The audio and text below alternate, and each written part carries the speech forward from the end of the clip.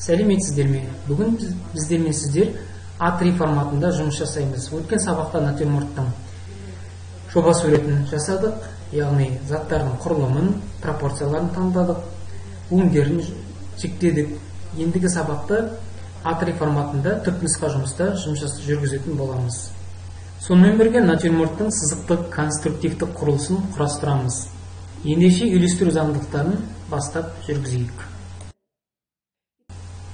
Сонымен үйлестіру заңдылықтарын бастасақ. Ең алдымен жоғарғы бөліктен, төменгі бөліктен, натюрморттың оң жақ, сол жақ бөлігінен тең орындарды ала отырып, натюрморт шекара сызықтарын тең етіп жүргіземіз. Яғни жоғары жақтан аз, оң жақтан, сол жақтан тең орын, төменгі жақтан аз орын. Және бидонның құлағы бар, сол жерді белгілейміз жобамен.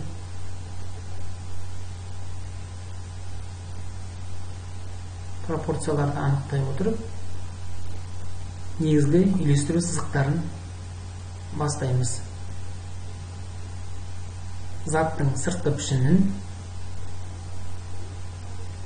шынаяқтың формасын, бидонның табанын көрсете отырып, тақтайдың табандарын және тақтайдың қиғаш сызықтарын, барлық заттарды тексере отырып, қадағалап, салыстыра отыра жұмыс жүргіземіз.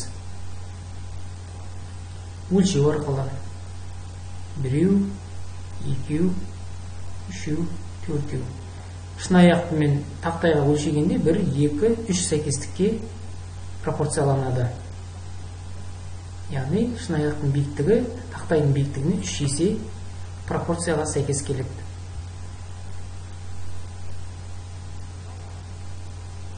Бидонға 1 рет, 2 рет өлшемге сәйкес келеді. Яғни шынаяқтың биіктігі мен бидонның биіктігіне 1, 2 пропорционалға сәйкес пішіндерді анықтадым.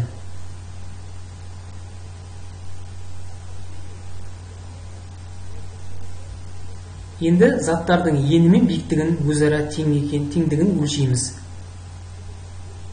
Яғни әрбір заттардың енін ала отырып, биіктігіне салыстырмалы түрде пропорцияларын дәл нақ анықтаймыз. Бидонның биіктігі 2 есеге сәйкес келеді, ені мен биіктігіне салыстырғанда 2 есеге сәйкес келеді.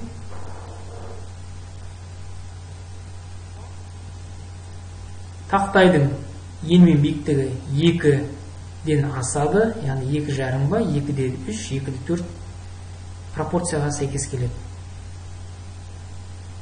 Яғни өлшей отыра жұмысты жүргіземіз.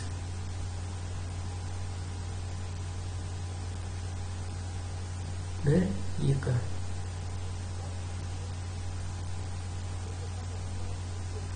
Дәл осы жағдайда біздер үйлестіру кезеңінде заттардың сыртқы пішіндерін құрастыра отырып, негізгі пропорцияларын белгіледік, яғни биіктігі мен енін, сыртқы пішіндерін жобалап, қағаздың бетінде пропорцияладық. Сонымен қатар натюрморттағы мата жерігінің қырларын көрсетеміз. Көлденең жазықтықтағы алдыңғы қыр жазықтықтарын, сызықтарын сызамыз. Алдыңғы жоспардың қырларын сызамыз.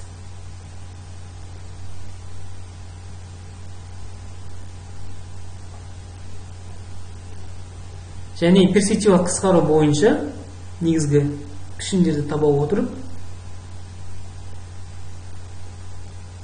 қабырғаның тік қырларын бейнелейміз.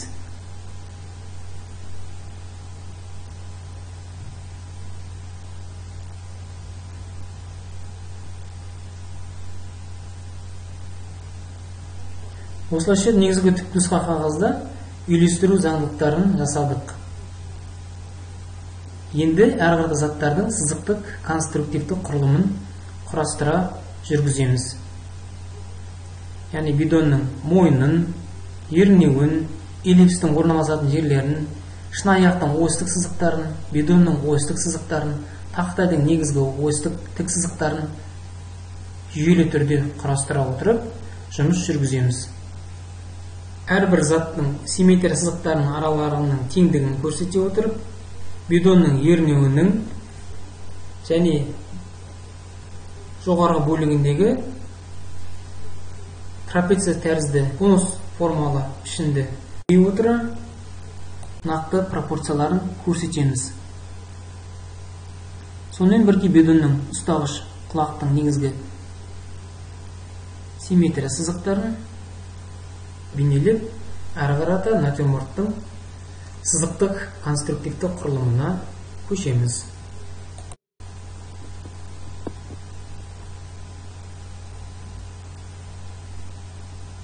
Сонымен біздер сызықтық конструктивтік құрылымды жасадық. Заттардың негізгі осьтік сызықтарын көрсете отырып, тік көлденең сызықтарды тізіп, нақты қиылысқан жерлерді көрсетеміз.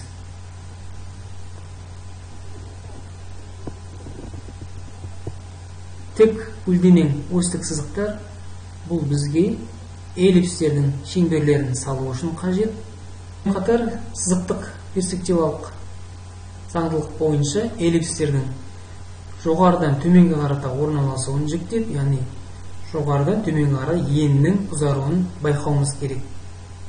Яғни жоғарыдан көз деңгейінен төменге түскен сайын эллипстердің шеңберлік деңгейі алшақ бола бастайды, ендері үлкейе бастайды. Шынайы аяқтың жоғарғы бөлігіндегі осьтік сызықтарды көрсете отырып, табан эллипстерінің негізгі көлденең сызықтарын,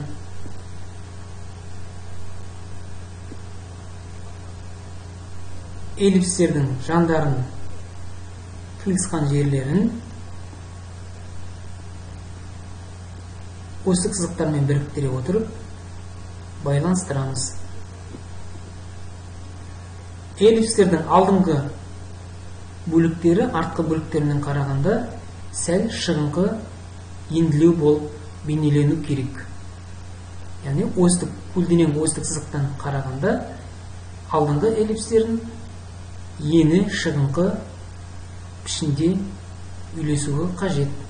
Эллипстердің алдыңғы шығыңқы жерлерін қарындашты қатты баса отырып белгілей отыра, алдыңғы және кейінгі жоспардағы сызықтарын көрсетеміз. Сонымен бірге шынайы аяқтың ернеуіндегі тағы да бір төменгі эллипсті дәл қайталай отыра жүргіземіз.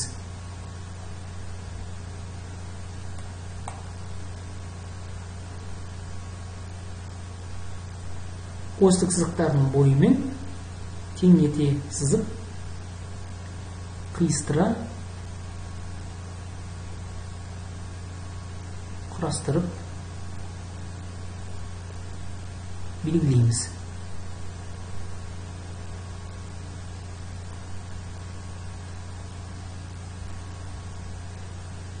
Осьтік сызықтарды жүргіздік, эллипстерді құрастырдық.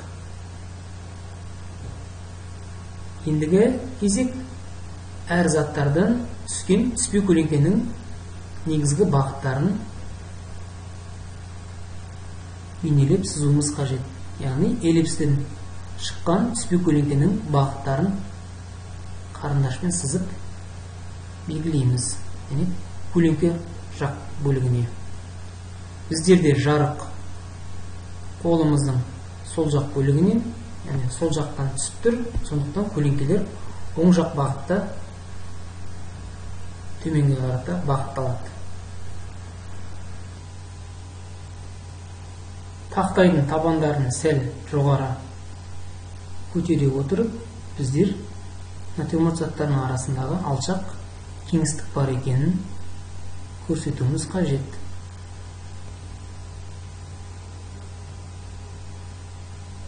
заттардың арасында негізгі алшақ сезіну керек, яғни табандарынан сәл алыс орындары қалу керек. Өйткені заттардың арасында кеңістік бар екенін біздер ұмытпауымыз қажет. Яғни алдыңғы жоспар, кейінгі жоспар және соңғы жоспардағы заттардың орнын нақты анықтап белгілеуіміз керек. Жақын болған сайын форматтың бетінде ірі және кең ауқымды болып бейнеленеді. Шынаяқтың табаны, онан кейін бидонның табаны және тақтайдың табандары бір-бірінен алшақ орналасу керек. Және тақтайдың табанынан жоғарырақ, сәл жоғарырақ натюрморттың тік қабырғаларының қиылысқан сызықтарын жүргізіп көрсеттік. Әрі қарата құрастыруды жүргізе отыра бидонның мойнындағы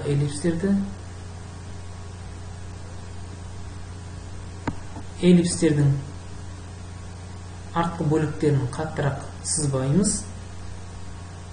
Негізінен шығыңқы сызықтарды белгілей отырып жүргіземіз. Бидонның ұстағыш бөлігі бұл кішкене цилиндр пішіндес болып келеді.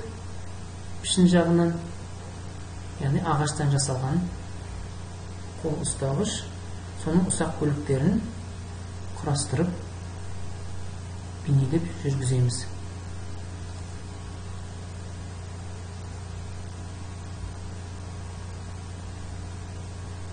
Әрине сызықтарды тексере отырып, барлық симметрия сызықтарын талдаймыз.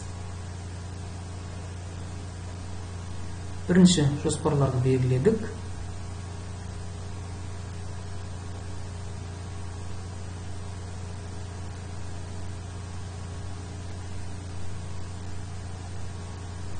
Тағы бір мәрте тексеріп, эллипстерді жүйелендіріп, түзеп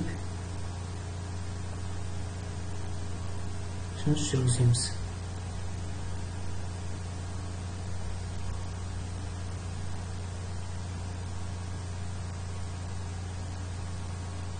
Матаның негізгі сызықтарын